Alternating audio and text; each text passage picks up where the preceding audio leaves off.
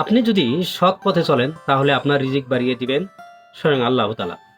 এই ভিডিওতে আপনি দেখছেন একটি মেয়ে রাস্তার পাশে কিছু কলা, কিছু জাম্বুরা নিয়ে বসে আছেন বিক্রি করার জন্য। এমন সময় এক বড়লোক ভাই রাস্তা দিয়ে যাচ্ছিলেন। যাওয়ার সময় তাকে পরীক্ষার জন্য সে কিছু টাকা তার সামনে ফেলে দিল, আর তিনি চলে গেলেন তার গাড়ির কাছে। মেয়েটি অনেক ভাবা চিন্তার পরে টাকাটা নিয়ে গিয়ে তার কাছে দিলেন, কিন্তু ওই লোক মোবাইল ফোনে ব্যস্ত কথা গর্জন। তারপর মেয়েটি অনেকবার চেষ্টা করার পরে তাকে টাকাটা দিলেন। দেওয়ার পরে এইদিকে দেখেন আরেকজন এসে মেয়েটি নিয়ে আসছে, সে কিন্তু আরেকজনের বস্তা বোঝাই করে নিয়ে গেল। মেয়েটি সেখান থেকে এসে তার দোকানের মাল নেই, তারপর তিনি কান্না শুরু করে দিলেন।